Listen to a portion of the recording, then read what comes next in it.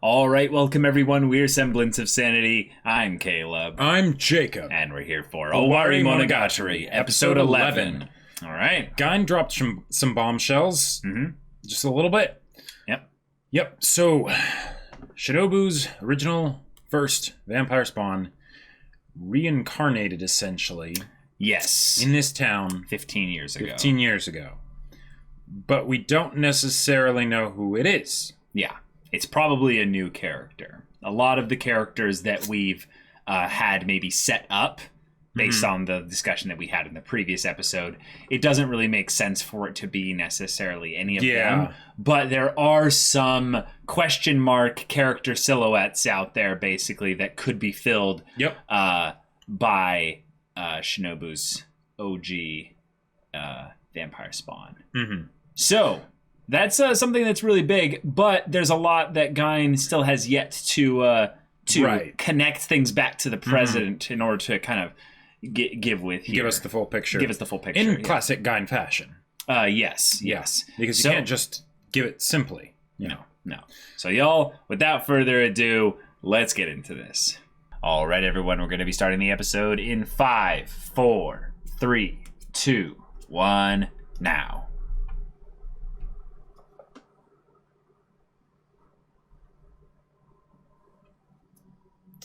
Yeah, how's Shinobu dealing with this news?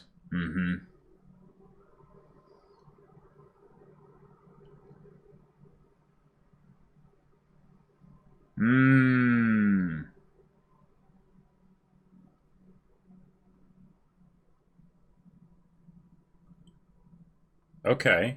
Wow.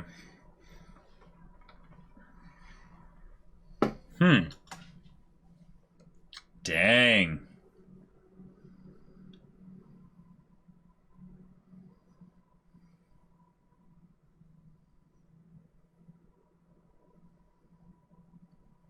Whoa. Wait.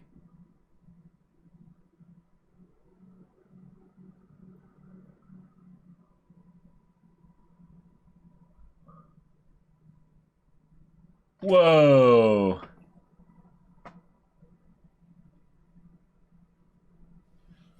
Heart span.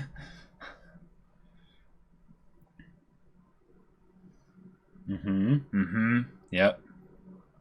Right.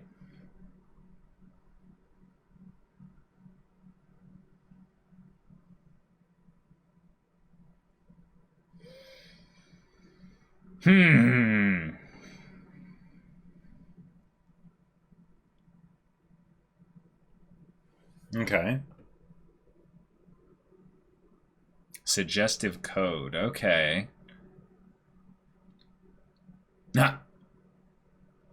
Wow.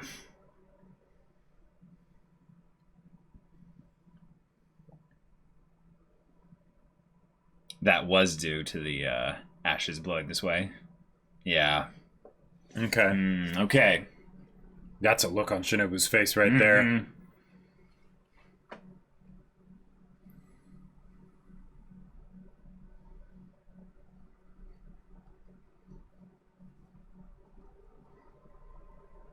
Shinobu walking through the ashes of memories and stuff. Sure. Yeah. It is the land.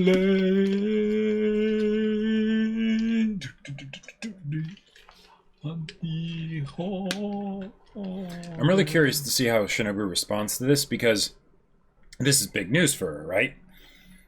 And yet that expression on her face, I don't know. Because her whole relationship with her previous vampire spawn, right, was complicated, to say the least, right? Yep. So now that all this time has passed, and that she's also changed as a person, what's she going to do about it? Like, Good question.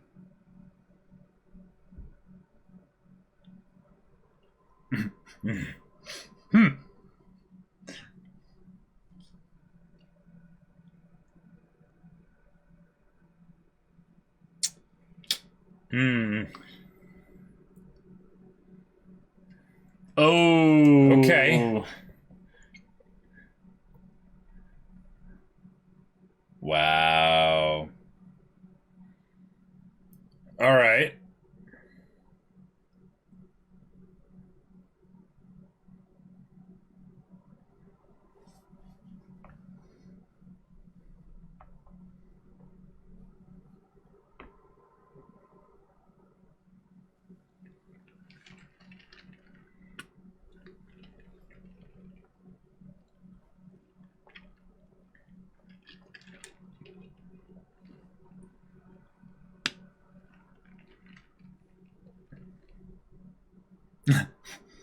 He has to be dead, doesn't he?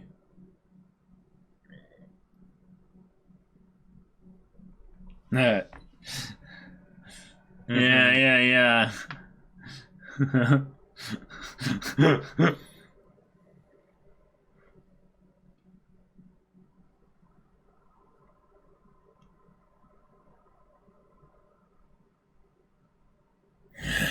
Wow.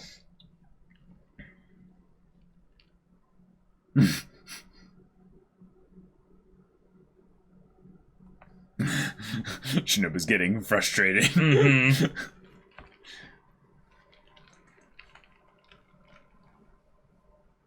Mm.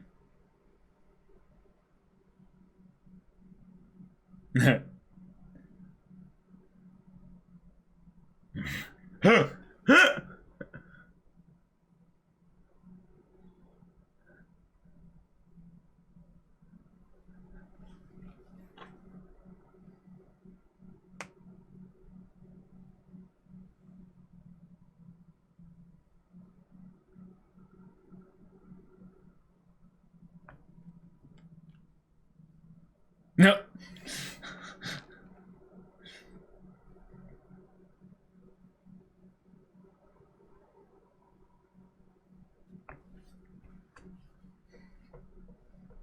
Mm. She's got like a timeline Yeah. spreadsheet. That's helpful. Uh-huh. Whoa. Yeah. Mm-hmm. Yeah. I mean, that just makes sense. Wow. All right. Okay. All back to the start. Mm-hmm. That's right. A lot of the stuff that happened seemed to come from this place. Mm.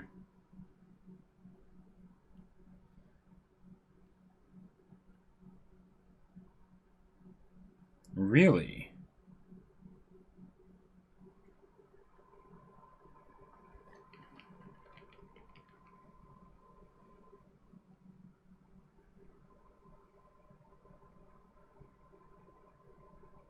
It's interesting what they're doing with the audio just to kind of give it that feeling of it being like in a pocket of air. Ooh. I never would have thought the location to be part of, like, the mysteries that needed to be unpacked.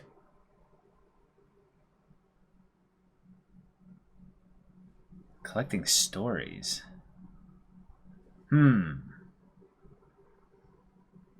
Okay. Proactive measures. Mm-hmm. Hence probably looking for a god, specifically to kind of keep things a certain way. Mm-hmm. Ah.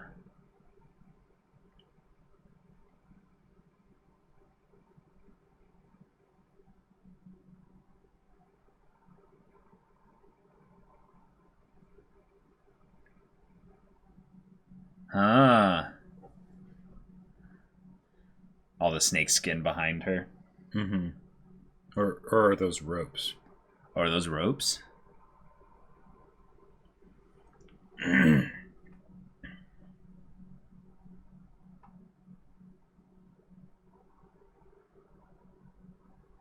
August power?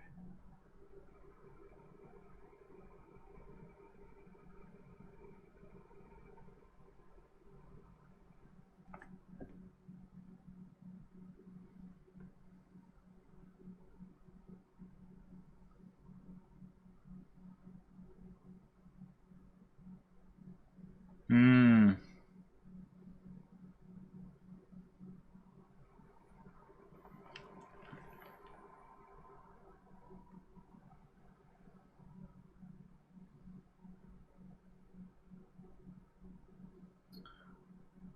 Okay.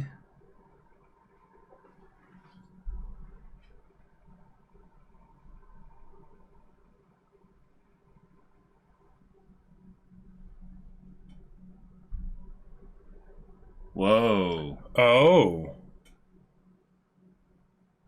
Okay. All right.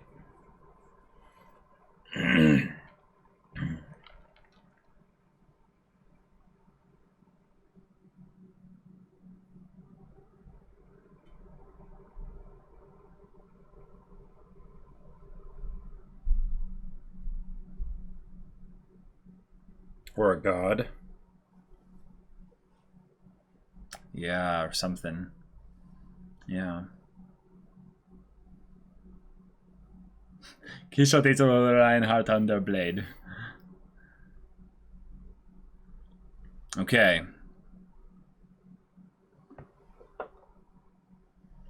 Gotcha. Yeah.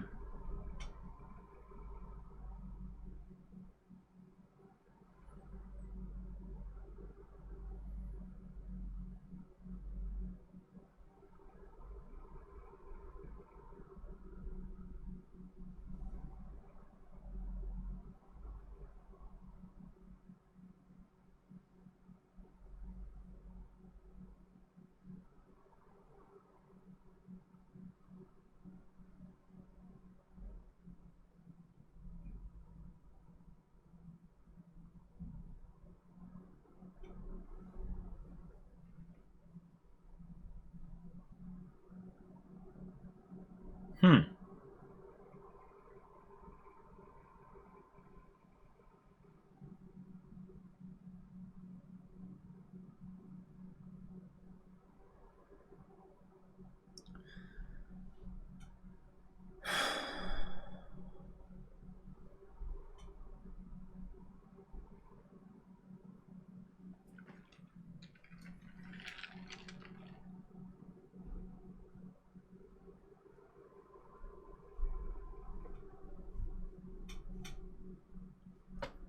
Well, that was a unique delivery method.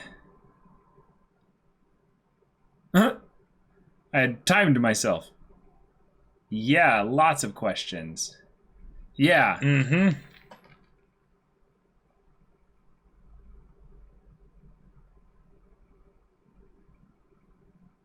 Right. Right.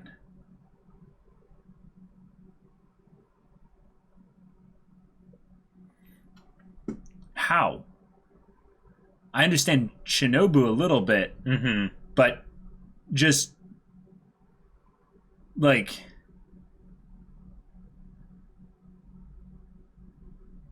yeah, there you go. That's a good question. Cuz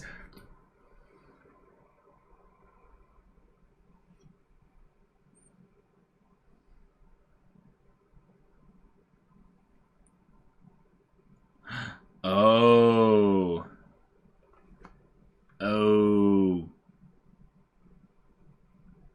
Mm-hmm.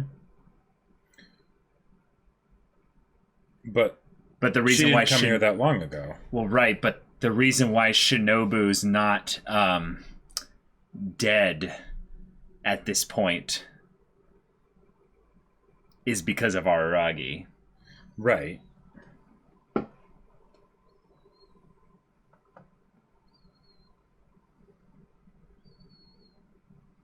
Okay.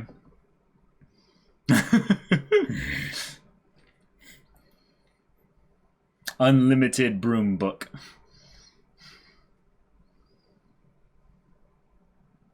So she was in limbo, just kind of waiting. Or it wasn't necessary.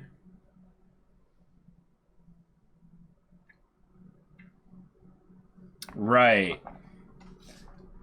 Huh.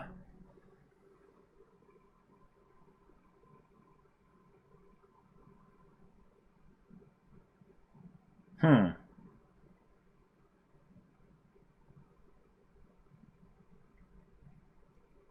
Okay. Because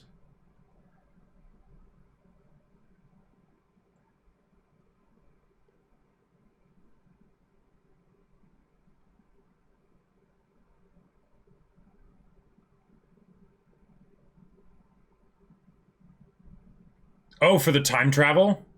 Wait. Oh. Wait.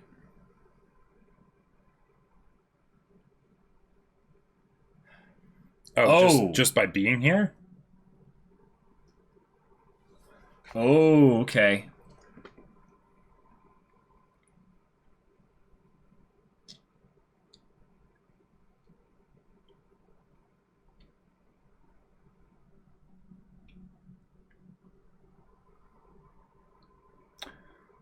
Okay.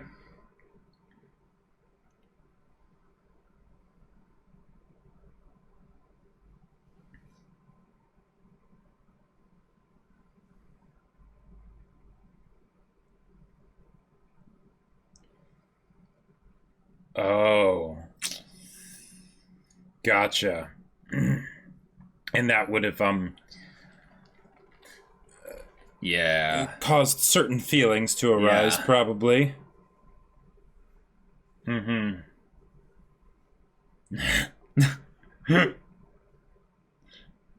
Wow.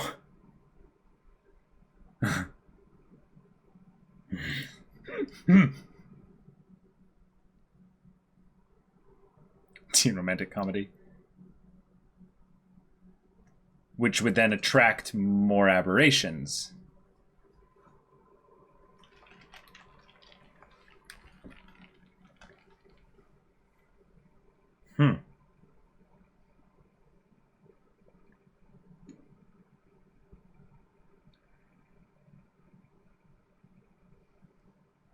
Okay.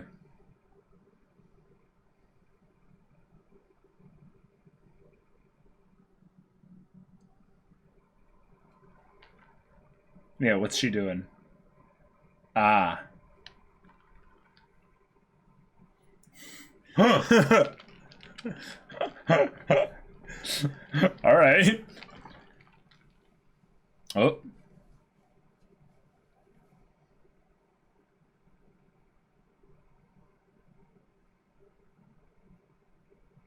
Episode? Them. Oh, okay.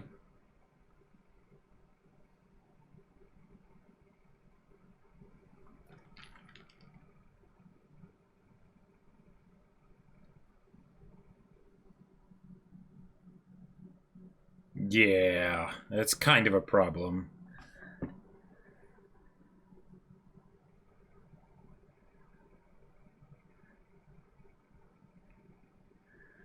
Well, okay.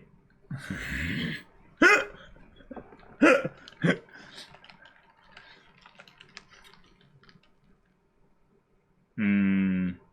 Okay. All right.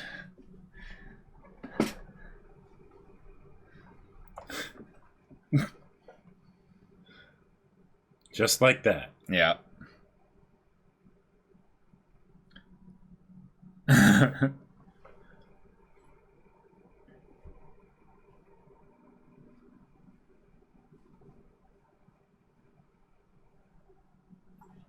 Really? Okay. What, you want to get a donut before the fight?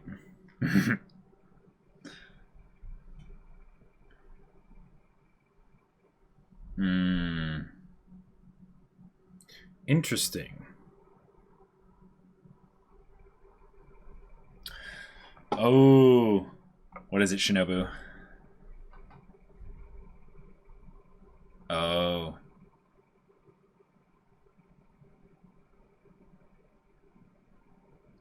Yeah.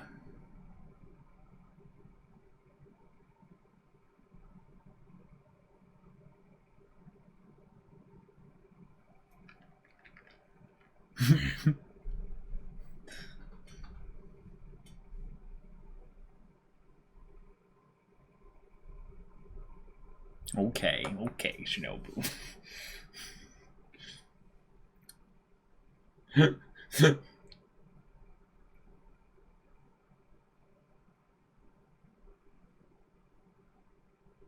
Ah, yes. I request yep. donuts.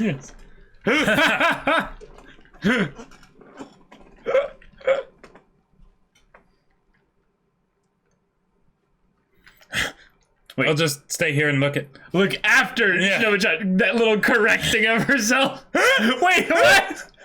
Wow. That's great.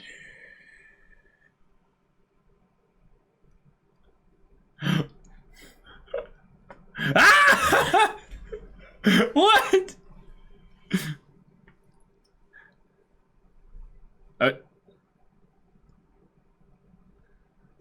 Okay. A yaoi. I'd believe that. Oh my god. Oh my god.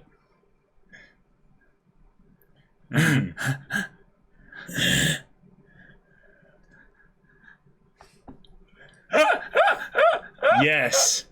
Yes. That's amazing.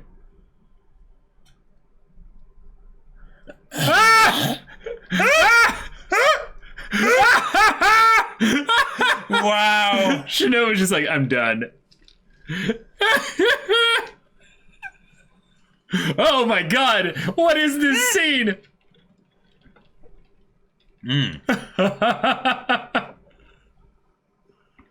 Wow. Indeed. 21st! 21st volume!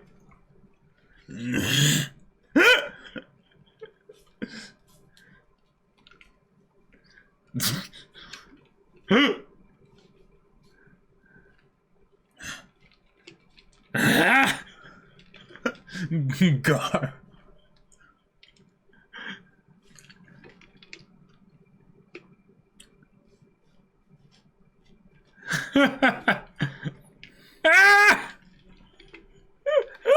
Wow.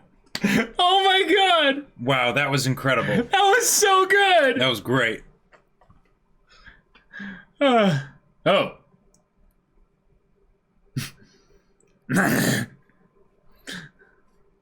I believe in you. Yes. Ganbatte.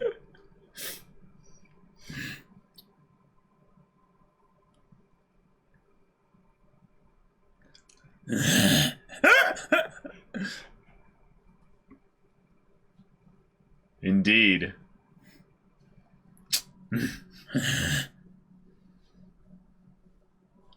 I have the need to. Oh my god. Wow. Oh my god. Wow. That looks like That's Kaiki. Kaiki and like what? Episode? Yeah. Wow. And half boy. Yeah. Half vampire. Right.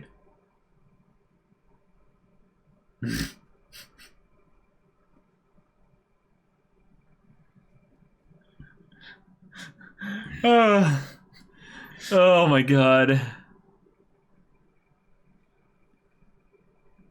Oh, that's true. Oh. Yeah. Bring that up. Hey, there's that. Yes. Oh my gosh. Oh wow.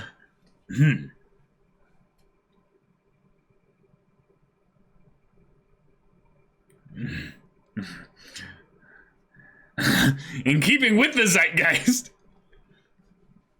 Ah. Ah. Guy on the cover. Right. Employees laughing. Wow.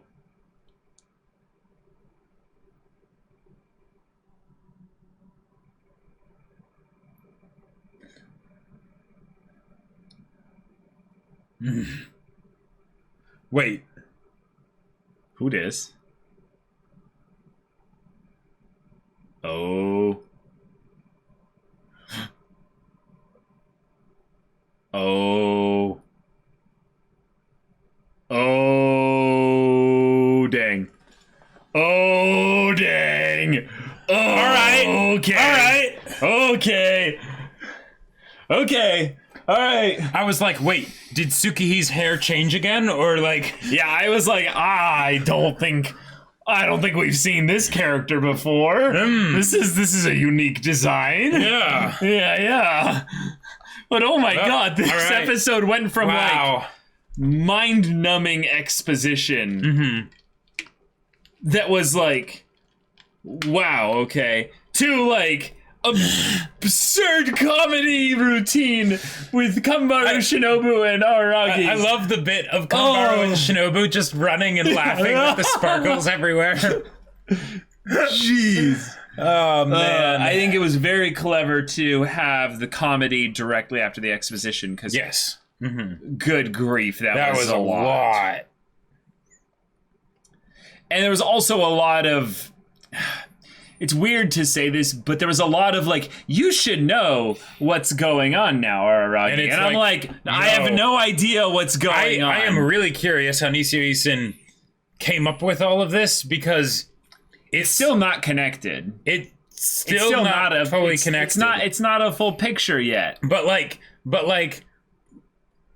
what part of his mind was like, all right, I got to come up with all these things, and this is how I'm going to tie it together. Like, oh boy. Okay, Gain. All right. Okay, Gain. You told us in your roundabout way, but yes. But there were a lot of things that were more kind of just vague, specific points on a lot of the stuff that dramatic flair. Well, it was dramatic flair, but it was also stuff that I think we still haven't been given everything with regards to. Gain's just kind of waxing in some ways. Sure. Like kind of enjoying the fact that she knows everything and is kind of getting to hold that over Araragi and by extension us, the audience. It's kind of annoying. But TLDR, the shrine is really important. The reason why it was important is because the ashes drifted here specifically. And started the regeneration process here. And that was important because this was his hometown. Right, and where all the aberrations then started to get attracted to over the course of time, which was something that we ended up double-checking in Kabuki. And yes... Shinobu even mentioned, one of my kind must have come here. Because, as we know, aberrations attract each other, and vampires are the greatest of the aberrations, so they attract each other the most. Right, vampires are the actual, like, predators and hunters of aberrations. They are the greatest in that regard, but because they also just dominate them at the top of the food chain. And Kissshot, Acerola, Orion, Harp, Underblade is the top of the food chain of the top of the food chain, so naturally... her spawn is as well. Right. There's this air of something else, though, that Gain is kind of pushing on, I would say, Araragi, but also Shinobu. However, I feel like it's a little bit of a chicken and an egg situation. Yeah.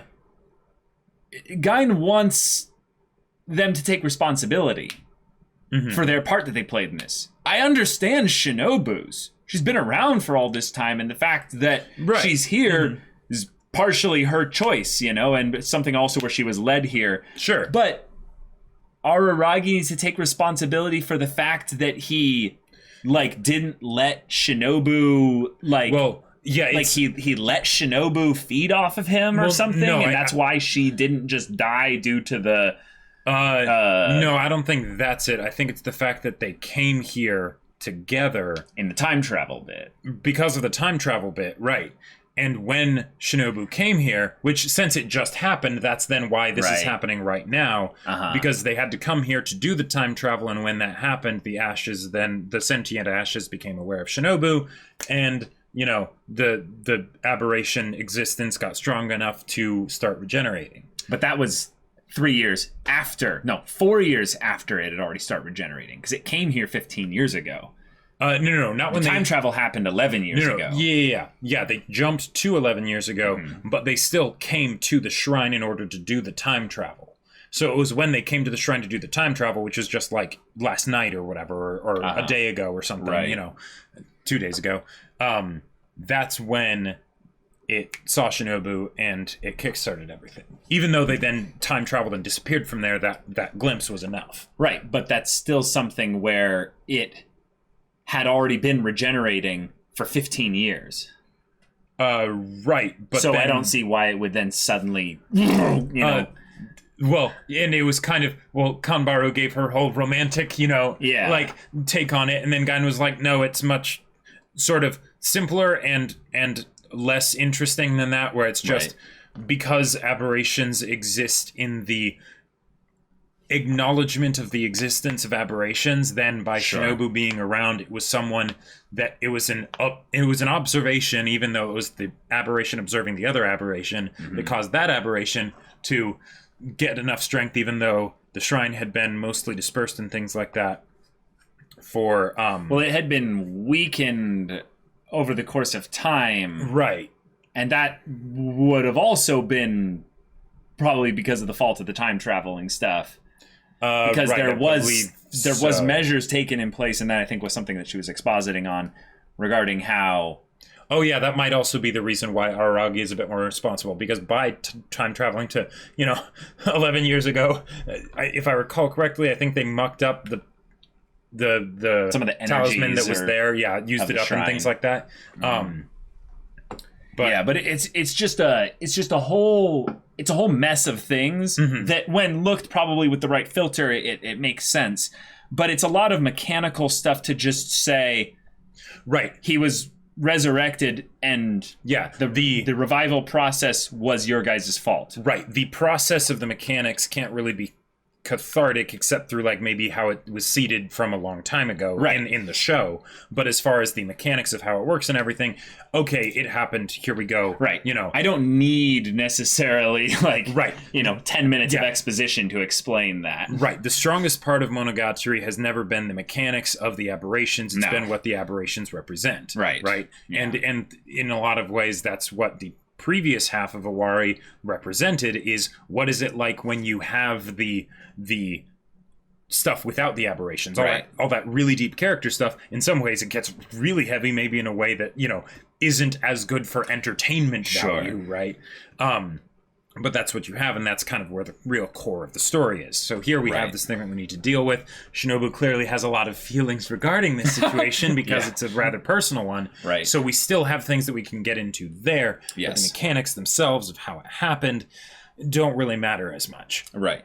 Or at the very least, there's something that I don't find as entertaining. Sure, yeah. So I liked how they tied things in with the other aberrations being a snowball effect of this being here and snowballing things in that regard.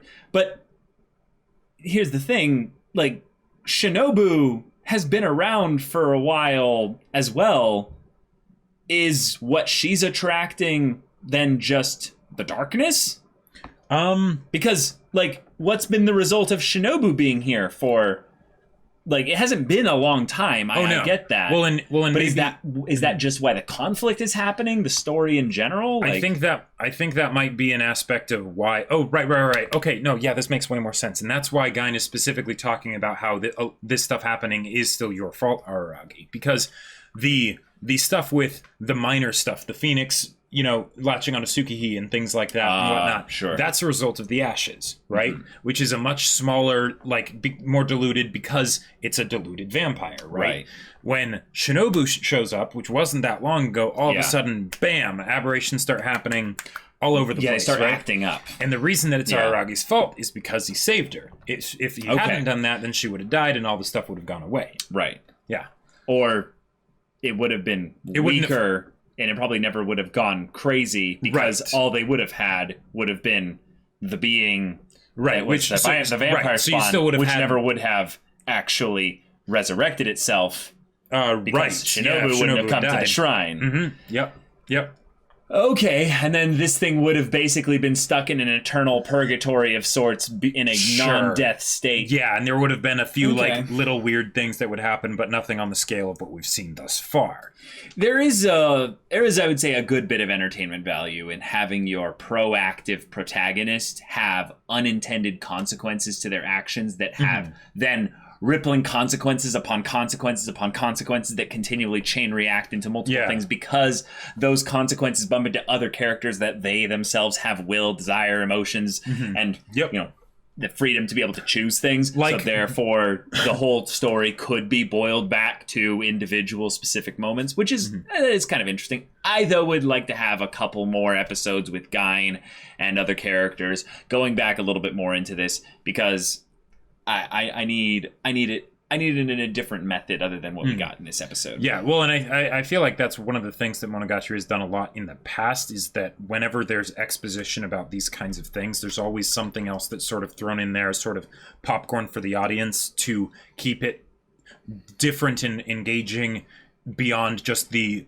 exposition, which, because we don't truly know like as many concrete rules about how things work, it's the mechanics themselves aren't usually as satisfying, right? Even though we know things like vampires attract other aberrations and whatnot, right? Right.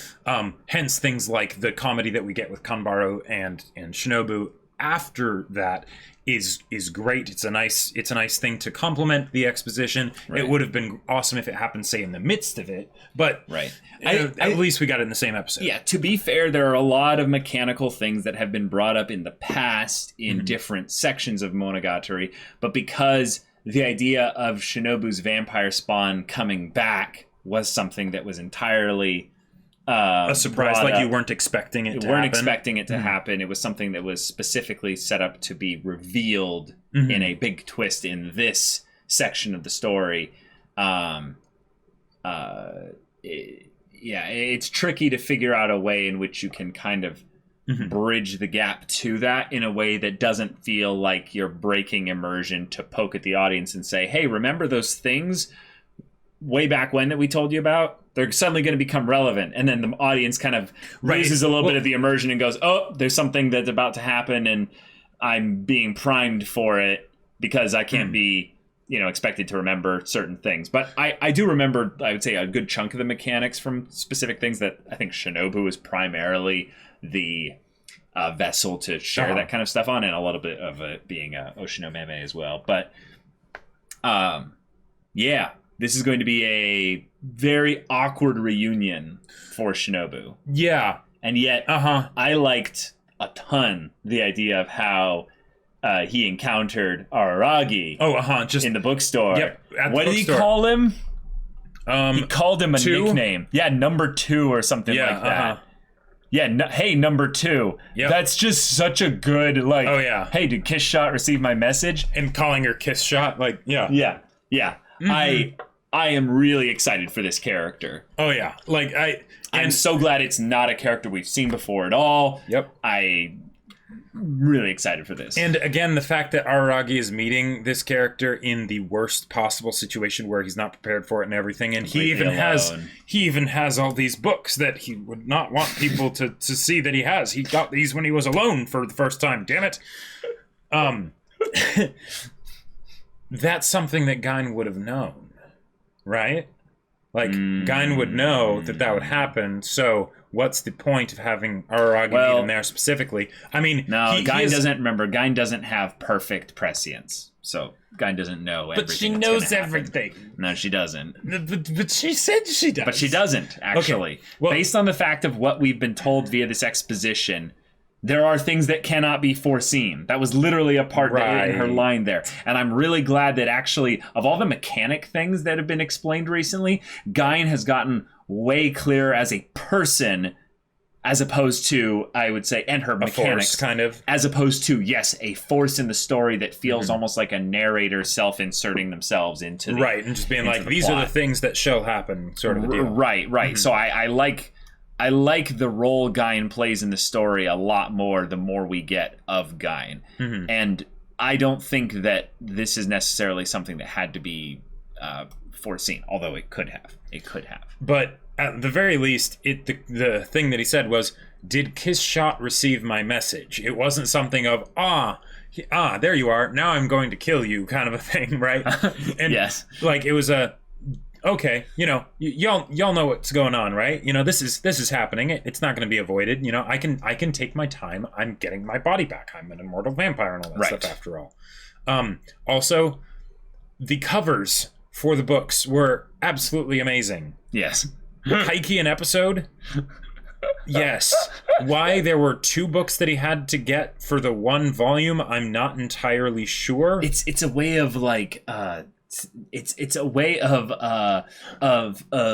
suppressing the amount of just raw gay power that these covers because have. It would be too Japan much for one cover. Japan is too scared of that, for the most part. So they're like, no, we want to keep it separate. But I love that it's specifically Kaiki an episode, because like, do they even know each other? Like, no, they could. Sure. I mean, they both came over here because of Shinobu, Right. Yeah, but then he's like, oh wait, I've been accused of being a lolicon a lot, so I'm gonna go the opposite direction. And then of course it's Gain on the cover, and it's like, okay, that was funny. yeah, all right, awesome. And Gain also is a MILF, whatever. That freaking clip of Araragi in the rain. So you've seen that before? I've seen that before. That's gosh. That is one of my favorite reaction gifs out there. Oh, okay. Just screaming into the rain, right? Yeah, which... And I had a feeling that it was from Monogatari, right? When we started watching it, I was like, that kind of looks like Araragi. But I was like, which context did you usually see it in? Yeah, just that right there, without the freedom, thing. Oh, okay. But like that just right there communicates so much. And I think I've seen it before, but I can't tell. And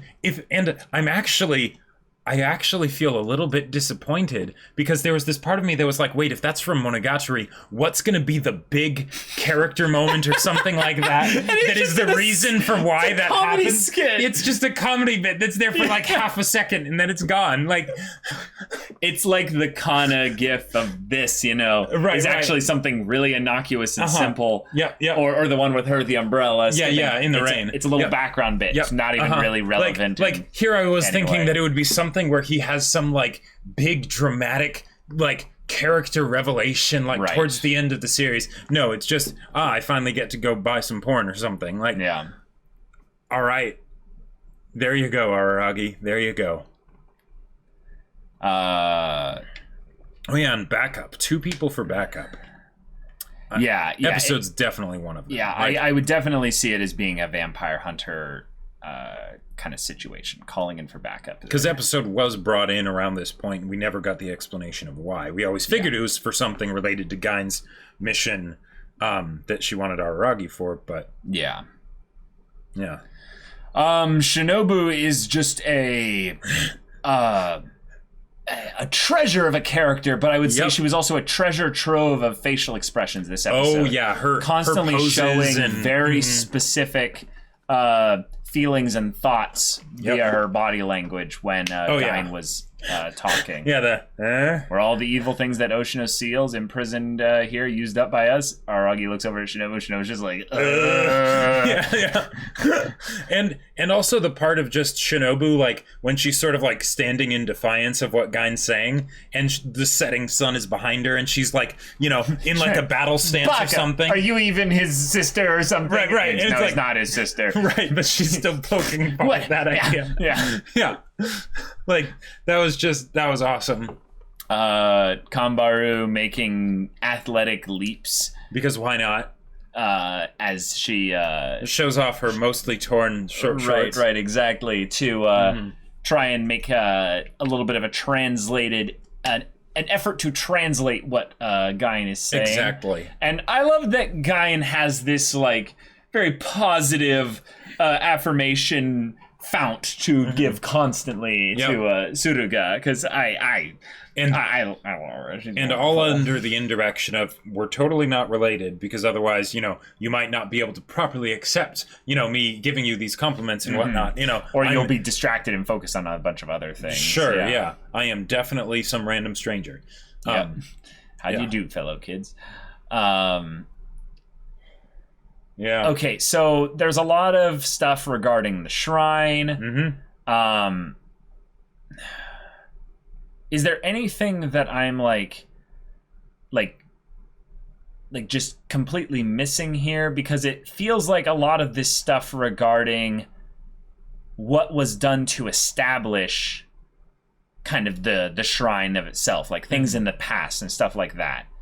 That feels like puzzle pieces that connect to puzzle pieces we already had, but I'm not fully aware of what all those puzzle pieces were. I feel like it might be something that we accepted it in the past because it's part of sort of the presentation. We didn't have any real reason to question it. And this might be one of those moments where it's the picture's getting a little bit more detailed. Well, or the picture's getting detailed, or just different pieces are getting placed together, and even if it doesn't change too much from the perspective of the audience, and even kind of Araragi, it's still things that sort of need to be said because it is a change in perspective that is happening.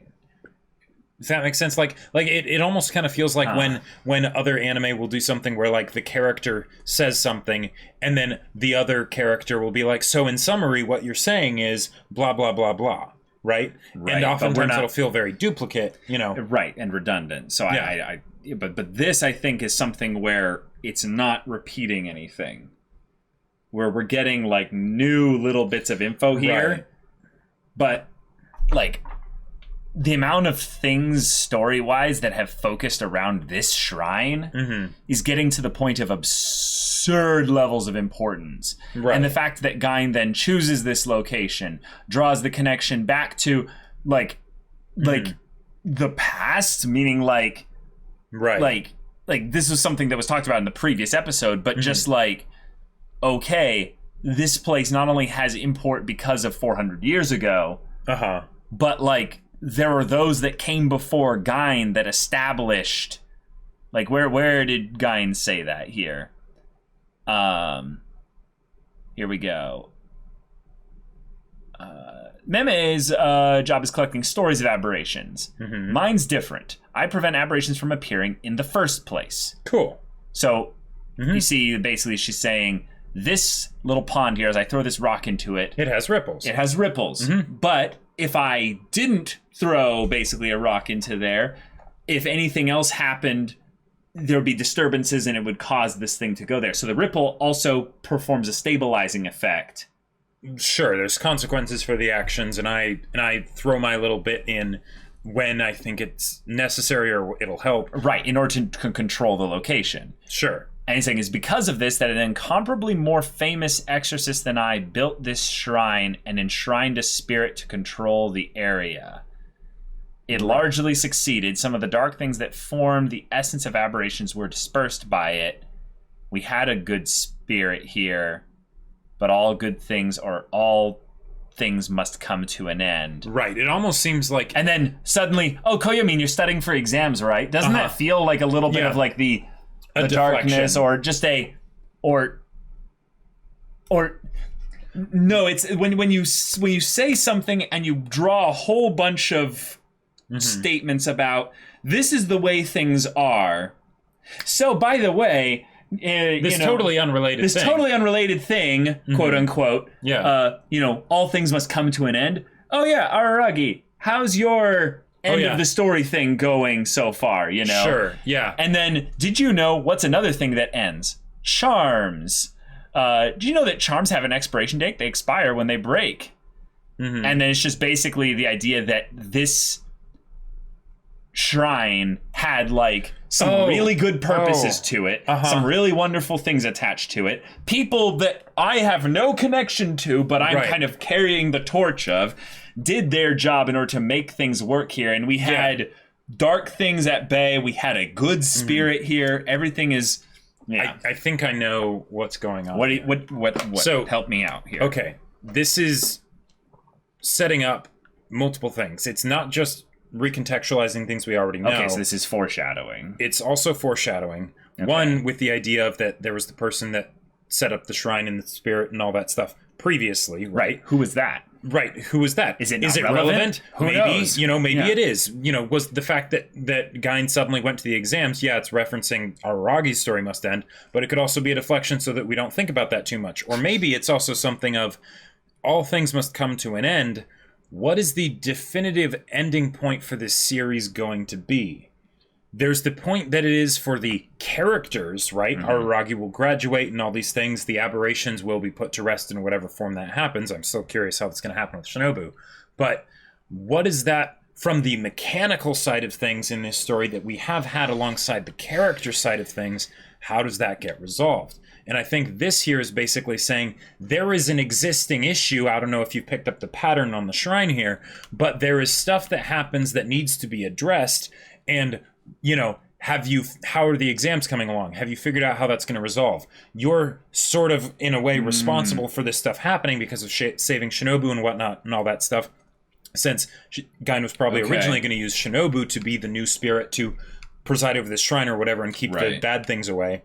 Yeah. How are we going to do that now? What, you know, and so, okay, now we have a definitive thing of not just Araragi's school life, but the shrine thing needs to be resolved in a way for the next, you know, however long the charms last or whatever, right? And who knows, maybe that'll even be Shinobu's resolution, since she is an aberration by nature. Yeah. But yeah, so I think that's the purpose of this part here, and that's why it dragged on for a little bit longer. No, I'm curious about it. I'm not seeing it as a thing that dragged on long. What I'm saying is that this was something that felt like one of those innocuous statements, but then when you look at it a little bit closer, it feels like this is something that is just a little bit... It's a little bit too out of place. It feels a little bit... Well, Gain definitely does like having things out of place, I feel like, since for her it doesn't really matter all that much. I think she's the opposite. She wants things in place. Oh, like perfectly in place? Well, no, she wants things to be, like, controlled. She's the guardian of locations, if that makes sense. She's like, this place is not doing well. We need a god to... be put into place here. I just find it rather interesting, since we brought that up again, that, you know, Shinobu's, you know, at fault here for meddling. But wait, she wanted Shinobu to be the god here, even though Shinobu being here would have... Well, and that's one of the other things that, again, worries me, because, you know, the previous t-shirt I had was for Hachikuji. Hachikuji's resolution didn't exactly resolve in a way that caused her to keep existing. Yeah. So Shinobu might be the next one. Right, because especially since she's been separated from Araragi here, we know that in the future they get separated again through in a different way, right? Yeah. So, and that makes sense for it to be a thing where they eventually separate, because a part of Araragi moving on, I feel like there's that interdependency that he is learning, but then there's also the healthy independency, right? And okay. Yeah. All right, well, yeah, I think that's about all I've got for this one here. I don't really feel like I have the full picture here. I'm going to need to rewatch this one again, otherwise I'm going to be lost. But the comedy was gold. The comedy was gold. Like, I loved Tsuruga this episode. Oh yeah. And then there were a lot of little spunky Shinobu moments that were wonderful. But the cliffhanger for the vampire spawn showing up in what I assume will be known as number 1. Yeah. I'm ready. Let's do this. Yep. Also, specific shout out moment. 2 specific shout out moments.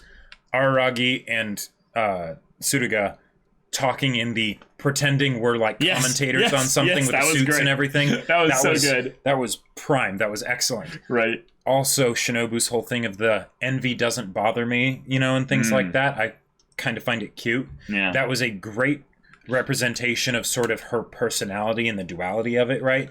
And then also just the fact that her perspective being a 500-year-old vampire, right? That's something that I appreciate whenever they bring stuff like that up, because you don't just have someone who's lived for a really long time without them having some very, very different perspectives on life. Yes, like whenever elves are in stories and things like that. And they're just like the humans. And they're just like the humans. It's like, why? Why? This person has been alive for 300 years. They should be strange. They should be a bit strange, you know? And yet it's still done in a way that doesn't feel like dysfunctionally way too detached strange. It's like Shinobu has some fresh perspective that might even be helpful for other people, you know, but she's been around for a long time, so it was easier for her to come to that sort of situation, you know. Totally.